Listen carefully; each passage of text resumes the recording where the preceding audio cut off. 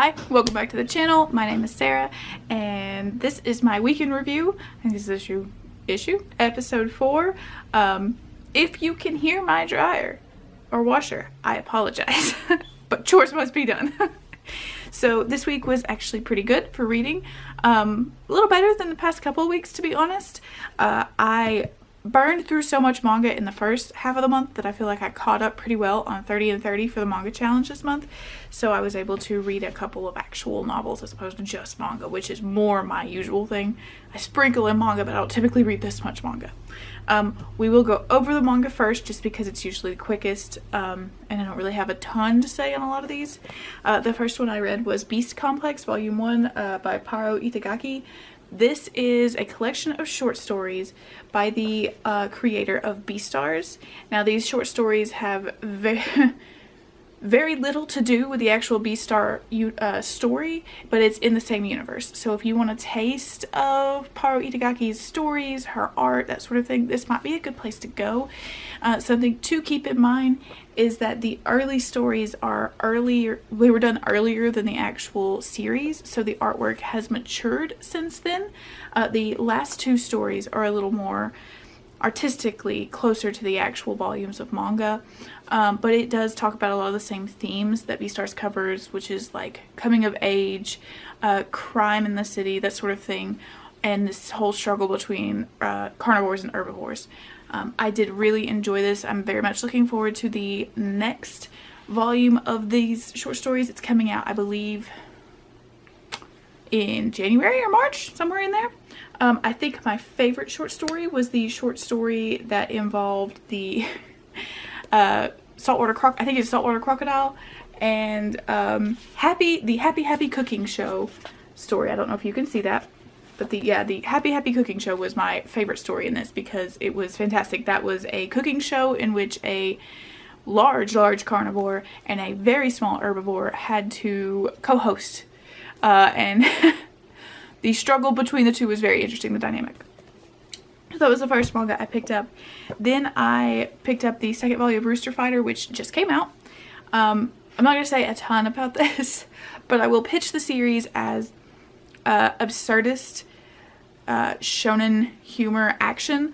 If you like things like JoJo, like that level of over-the-top humor, this could be a very fun manga series for you to pick up. It is literally the story of a rooster fighting giant demon monsters that are currently plaguing humanity and the rest of the world.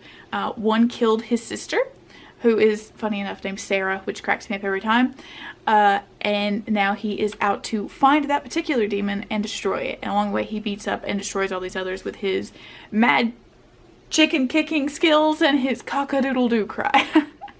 We were introduced at the end of volume 1 to a hen who is out to kill him for reasons that I will leave for you to find out.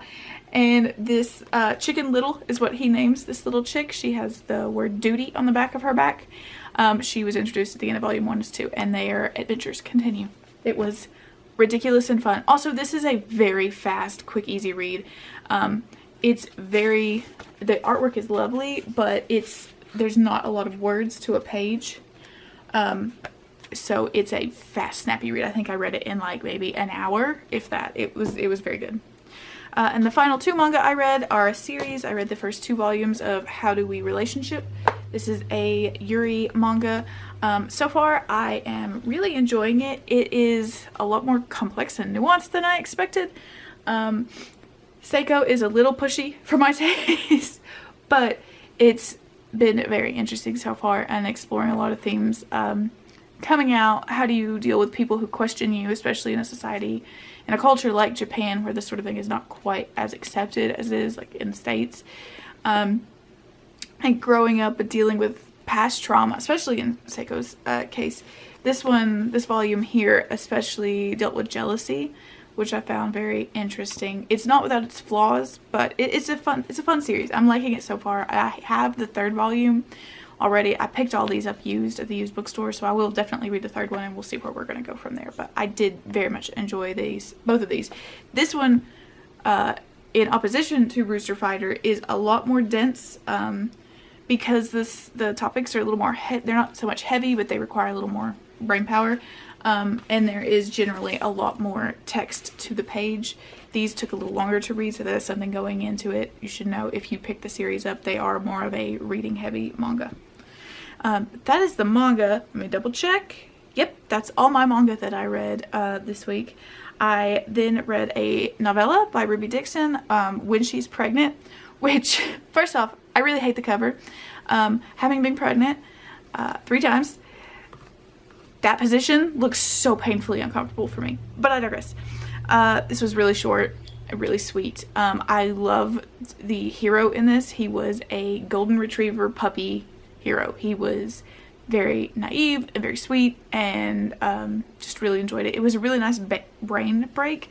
After I was binging a horror story, which I've still not finished, and I really needed something light, and this was perfect for that. So I really enjoyed it. If you like Ruby Dixon, if you like baby romance books, this is one to pick up. This is in the Rizdaverse, so this is women out on an alien frontier.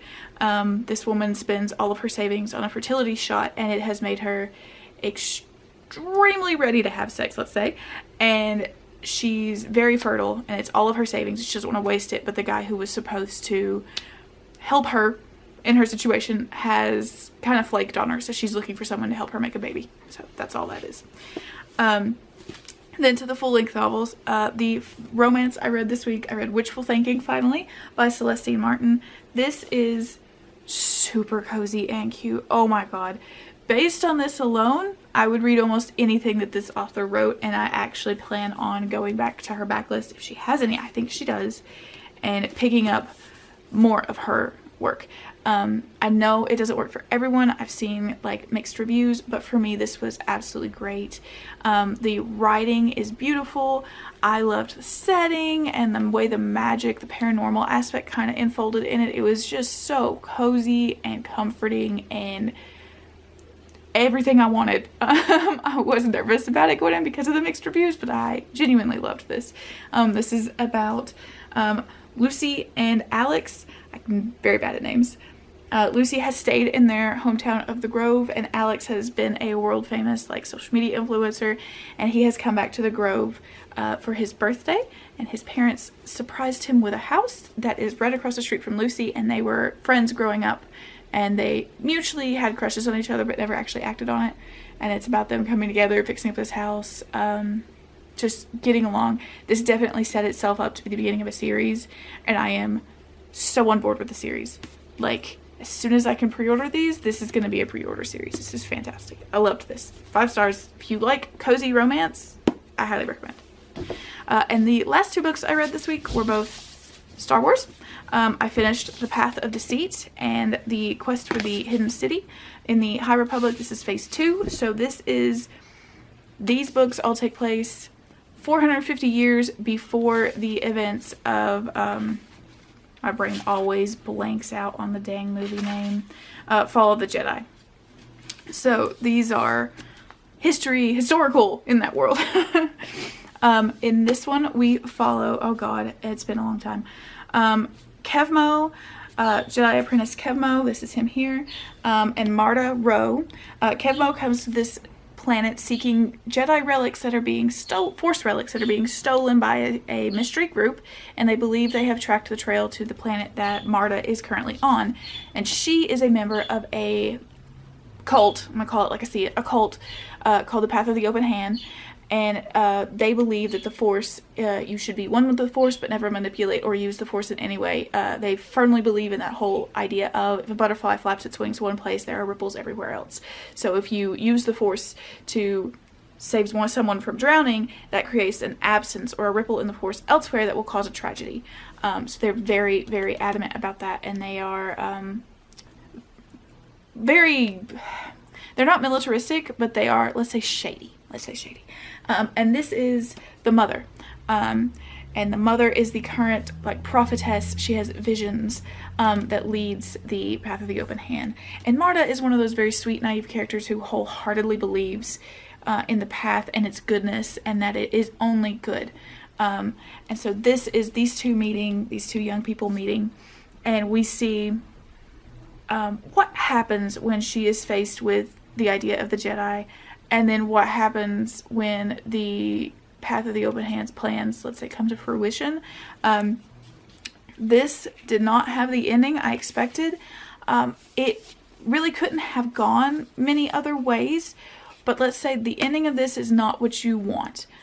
This is going to have a twist ending, and it ended very creepily, very scary, and very ominous. Now this ties into phase 1 because Marta Rowe is the ancestor of a character in phase 1 called Marshawn Rowe, and he is the leader of the Nile, which are the the bad guy faction. So it's interesting to see her development, knowing that I think it's he's her grandson. Her grandson takes such a dark and frankly very evil path. So I previously said this might be a good place to jump in if you wanted to catch up on Star Wars. I don't think that would be the case unless you really just want to taste the Star Wars world as it is now. You're going to miss a lot of the tie-ins that this has to phase 1, so I think I would instead say go to Light of the Jedi as your jumping in point. But once you've read a few books in phase 1, you can jump out of it into these. So phase 1 have the gold bindings. I don't have one around, but I'll put up a cover. And phase 2 seem to all be having this blue. That's a good way to tell them apart really easily. But this ties a lot in. There's little drops here that will tie into different parts of the phase 1 of the High Republic stuff. So I enjoyed this. One of my only complaints about it, and the same complaint my husband had, was that so the information and the background that we get on Marta and everything that happened, everything else felt secondary and shallow to it. So it didn't have a ton of depth, not like some of the other books. It didn't have a lot of the impactful moments that you sometimes get with Star Wars books. So there was that. It was fun, mind you, very fun. And I always enjoyed Tessa Gratton and Justina Ireland, but it wasn't my favorite. And my husband didn't like it because he didn't like the ending, because my husband is a paladin and he wants the light to win every time. And it didn't. The other Star Wars book I read was Quest for the Hidden City. This was one of the little middle grade books. They're not super heavy on the plot that tie into the whole meta universe, but this is about, oh god, 2 scavengers, a father and a son, they end up crash landed on a planet. In the meantime, in addition to them, is a Pathfinder group, which consisted of a Jedi and his Padawan, and I think 2 other people also ended up on this planet because they were trying to help a neighboring planet. And they all go missing, and another set of Jedi and Padawan, Das and Spence, are sent to find out what happened. This would be so Das and Spence are the father and son that got lost, and Rupert and Cylindra, how could I forget Cylindra, are the Jedi and the Padawan. I'm gonna put up a picture of Cylindra. She's fantastic. She has a force shield. It's fantastic. Anyway, they go and they end up saving the father and son, and it's their adventure there. The planet they go to is called Gloam, and the race of aliens that they interact with are a bat-like people. I wish I had a picture of the actual, I think it was called the Katakuti. They're very cool. They're humanoid bats, very tall, with wings. They are not avian. They can't fly anymore, and you get more of a history of why that is. This was very quick, very easy. I wouldn't recommend it unless you're just trying to read through the Star Wars books. It does a very predictable thing with the mythical creature bad guys. You can figure out really quickly what makes them the way they are. But it did have a little bit of tension. I liked the climax of everybody. They did the thing. They split the party. You never split the party, but boy did they split the party. And we find out we've got 3 different timelines moving, 4 different timelines moving, as the party is all dealing with its own crises, and then how they come together. So ultimately, I think I gave this one like a 3. Not bad, but I don't recommend it unless you have a middle grade reader who really loves Star Wars. It might be fun for them. Or you're just trying to read through the Star Wars books like me. I would read this one over this one. But again, this is going to be one of those things where you're not going to get a lot of the references without having read some of the other stuff that's going on right now. But that is it. A lot of Star Wars, but it is in my channel name, so there you go. So what I'm reading right now, I have just picked up Boys Run the Riot. This is a manga about a transgender boy.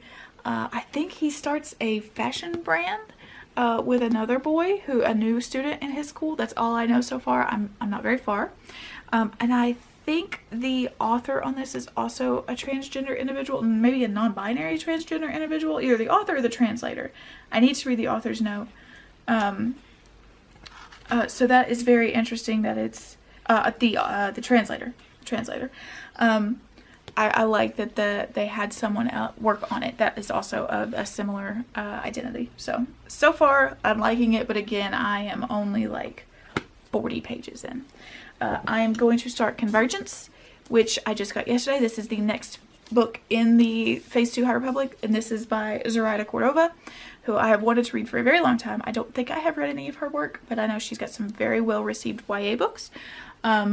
This is a classic example of a Jedi Knight and a disbeliever. I think it's a Grumpy Sunshine, possibly, sort of situation, and very loosely, it's taking place on 2 planets that are mentioned in this one.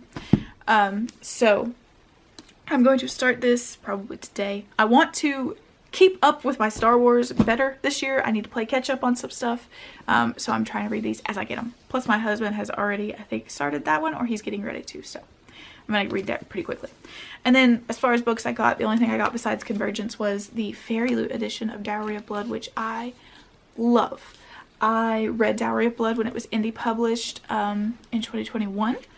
And loved it then, so I'm extremely happy to have a very beautiful edition for my bookshelf. This has stunning end papers, as many Fairy Loot do,